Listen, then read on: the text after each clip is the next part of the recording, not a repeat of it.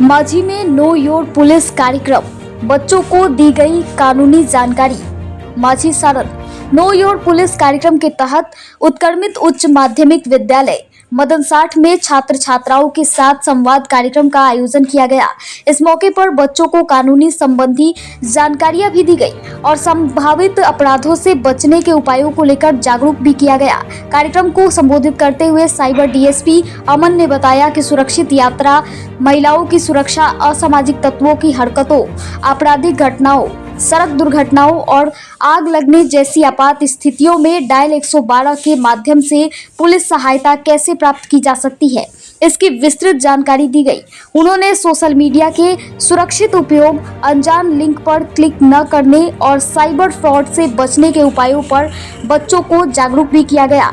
Cyber DSP ने बताया कि सरकार व पुलिस महिलाओं की सुरक्षा को लेकर काफी गंभीर है और थानों में महिला हेल्प डेस्क की व्यवस्था की गई है। उन्होंने बच्चों को अपने आसपास के लोगों को भी जागरूक करने का संकल्प दिलाया। वह इस कार्यक्रम के दौरान बेबी कुमारी, शिखा कुमारी, लवली कुमारी, विकास तिवारी, अर्पित कुमार, मनीष गिरी, पूजा कुमारी आदि ने कानून अपराध की श्रेणियां, आईपीसी, फौजदारी व दीवानी मुकदमे, आपातकाल और मॉक ड्रिल जैसे विषयों पर सवाल पूछे, जिनका जवाब विस्तार से दिया गया। कार्यक्रम की शुरुआत में विद्यालय के प्रभारी प्राचार्य राजकुमार शर्मा ने पुलिस अधिकारियों को अंगवस्त्र देकर सम्मानित किया। वहीं मौके पर अपर थानाध्यक्ष सृजन मिश्रा, एसआई अभिनंदन कुमार, महिला सिपाही मोनिका सिंह के अलावा शैलेश सिंह, महमूद आलम, अमरनाथ माझी, शैलेंद्र सिंह, जागृति सिंह, अंकिता सिंह, ममता कुमारी, पिंकी कुमारी सहित विद्यालय के शिक्षक शिक्षिकाएं सभी लोग उपस्थित थे।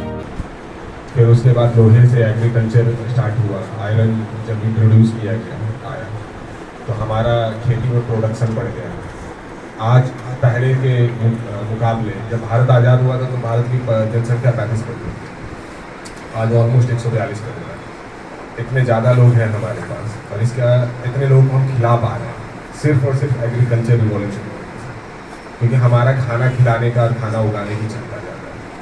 मैं बस यह समझाने का कोशिश कर रहा हूँ कि पास्ट में ऐसा था, भूत में ऐसा पैसा भी नहीं है कि वो किसी को दे पाए। आपके पास बहुत से बहुत क्या होगा, 100 रुपये 200 रुपये आप दे पाओगे। वयस्क लोगों के पास जमा पूंजी होती है, सैलरी अकाउंट होती है, उनकी सेविंग होती है और कई बार साइबर ठग उसको अपना निशाना बनाते हैं। खास करके बूढ़े बुजुर्ग को बहुत निशाना बनाते हैं, जिनके पास पेंशन का पैसा होता है, जिनके पास पैसा होता है। जैसे हमारे आपके पास क्या ही होगा, मुश्किल से आपके पास 200-300 होगा, मेरे पास 2000-5000 होगा, उससे ज़्यादा नहीं होगा, है ना। बुजुर्गों के पास पेंशन के पैसे होते हैं, तो बुजुर्ग और चूंकि उनको मोबाइल चलाने की आदत नहीं होती तो वो बहुत ज़्यादा इसके पीड़ित हो रहे हैं। मैं आपको इसलिए ये बात बता रहा हूँ कि आपके भी परिवार में नानी, दादी, नाना, दादा होंगे, बहुत सारे लोगों के होंगे, पिताजी होंगे, माँ होंगी। आप इस बात का ख्याल रखो, कोई भी चाहे बाहर से कितना भी बोले कि वो आपको घर बैठे पैसे देने के लिए नहीं देता, कोई फ्री का पैसा घर बैठे कोई किसी को पैसा नहीं देता। अगर ऐसी दुनिया होती तो हम लोग इस तरह से धूप में नहीं दौड़ रहे होते, है ना। घर बैठे फ्री का पैसा नहीं मिलता, कभी भी लालच में ना आए। अपने माँ बाप को, अपने फैमिली मेम्बर्स को आप बताएं ये बात। अगर कोई कभी फोन करे कि आप घर बैठे पैसे कमा सकते हैं, आप समझ जाओ खर्च करने के बाद। अगर आपको फोन पे कोई भी बोल रहा है कि आप पैसे मिल सकते हैं, मैं पैसे आपको दूंगा, समझ जाओ म्यांमार से ये भारतीय ओरिजिन के लोग म्यांमार जो जाके रह रहे हैं वो लोग इस तरह का काम करते हैं। क्योंकि मुझे तो पता है तो मैंने तुरंत पूछा कहाँ से बात करूँ, म्यांमार से। बोला हाँ, और पंजाबी है भाषा में बात कर रहा था तो मैंने बोला पंजाबी है, बोला हाँ। तो उसने बताया कि वो पंजाब पाकिस्तान बॉर्डर से पंजाब का ही रहने वाला है, जो म्यांमार में रह के ये ठगी का काम करता है। तो कभी भी कोई पुलिस वाला बन के फ़ोन करे, डरना नहीं है, तुरंत पुलिस को यहाँ नज़दीकी थाने को अप्रोच कीजिए। और ऐसे भी घूस लेना और देना संगीन अपराध है, कभी भी इस काम को बढ़ावा ना दें। अगर कोई पुलिस वाला ऐसे भी रोड चलते आपसे घूस मांगता है, आप मेरे पास आए, है ना, मैं उस पर कार्रवाई करूँगा, ये भी मैं आपको आश्वस्त करूँगा, ठीक है।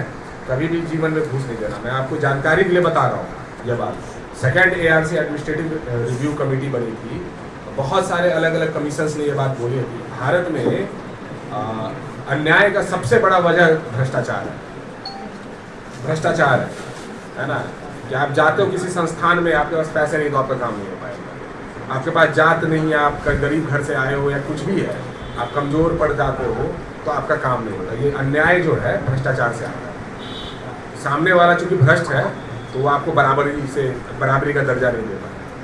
वो संविधान के अनुच्छेद 15 धारा 15 जो है और 16 है, इन सबको भूल गया क्योंकि वो भ्रष्ट है। क्या कहता है 15 आर्टिकल नंबर 15? किसी के साथ भेदभाव, हम सब बराबर है ना। अगर कोई भ्रष्ट है वो यानी कि आपके साथ अन्याय कर रहा है, आपके साथ अन्याय कर रहा है और वो समाज के ऊपर सबसे बड़ा, कोई भी कुछ भी कर दिया, गलत काम कर दिया, किसी के साथ भी गलत काम कर दिया, ये पुलिस का काम है कानून व्यवस्था बना के रखना। और अगर कोई गलत काम करता है तो उस पर प्राथमिकी दर्ज करके कार्रवाई करना। तो आप लॉ एंड ऑर्डर, कानून व्यवस्था एक बहुत ही जरूरी चीज़ है। कोई भी समाज बिना लॉ एंड ऑर्डर के आगे नहीं बढ़ सकता, जीवित भी नहीं रह सकता। जो समाज में कानून व्यवस्था नहीं है, जैसे बहुत सारे ऐसे कंट्री हैं जहाँ पर लॉ एंड ऑर्डर नहीं है।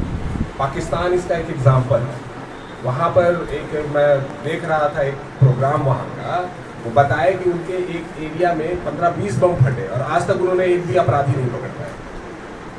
उससे इतने लोग मारे गए, किसी को कोई मतलब नहीं है। उनका सीनियर, वो कैओस है, वहाँ कोई रह नहीं पाएगा। सो कोई भी अच्छा आदमी जो शांति चाहता है उस जगह को छोड़ के चला जाएगा, है ना। वहाँ पर पूरे टाइम लोग भय में रहना चालू कर देंगे, पूरे टाइम डरे रहेंगे। और जहाँ पर आदमी डरा हुआ वो कोई अच्छा काम नहीं कर सकता, कोई कंस्ट्रक्टिव काम नहीं कर सकता। तो आपको कंस्ट्रक्टिव काम वही लोग कर सकते जिनके दिमाग में शांति हो, है ना, जो अच्छे से ठंडे दिमाग से किसी चीज़ के बारे में सोच पाए। अगर आप दिन रात डरे हुए हैं कि आपके साथ कुछ हो जाएगा तो आप क्या कर पाओगे अपने जीवन में? आप कुछ नहीं कर पाओगे, आप घर से भी नहीं निकल पाओगे। पढ़ना लिखना तो बहुत दूर की बात है। पुलिस का यही रोल है, लॉ एंड ऑर्डर को मेंटेन रखना।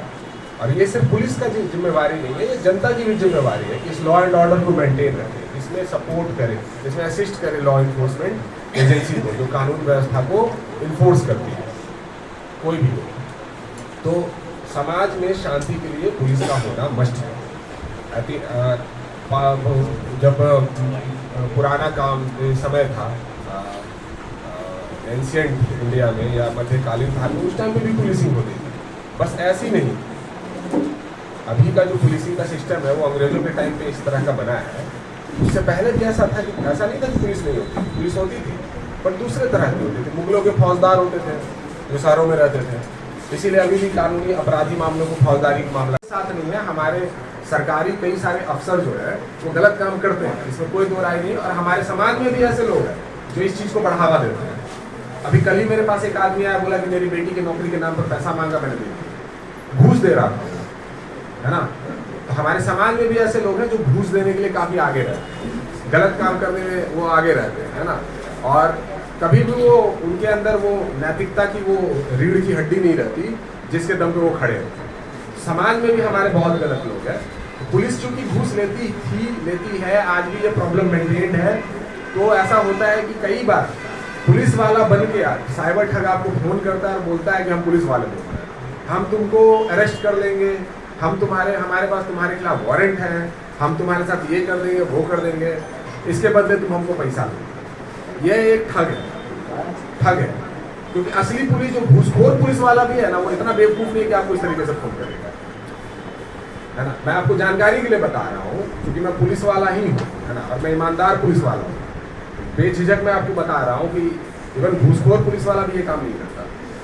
जो भी अगर आपको परिवार को या फैमिली को फ़ोन करता है व्हाट्सएप से या किसी भी माध्यम से और बोलता है कि मैं पुलिस वाला बोल रहा हूँ, आप मेरे को इतने पैसे दो, मैं आपको छोड़ दूँगा, समझ जाओ कि ये साइबर ठग है।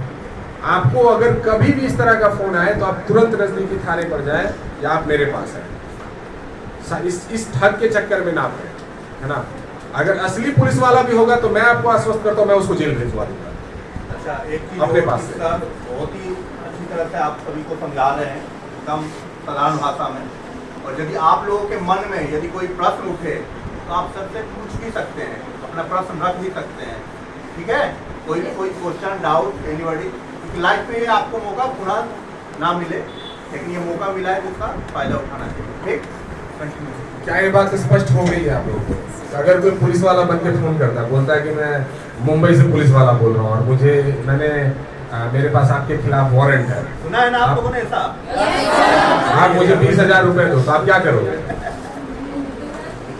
क्या करेंगे? पहले तो आप दे देते थे, लेकिन आप क्या करेंगे? पहले तो थाना में कहाँ जाते थे? पहले तो जाके पैसा दे देते थे। आप कहाँ जाएंगे? कहाँ घूम जाएंगे? थाने में आओगे, साइबर थाने आ सकते हो, नहीं तो आप अमर सर से मिल सकते हैं। अमर सर नजदीकी थाने जाओ। मेरे साथ हुआ है ऐसा। सृजन सर से मेरे मिल को सकते हैं। फोन में एक आदमी को फोन कर रहा था पंजाब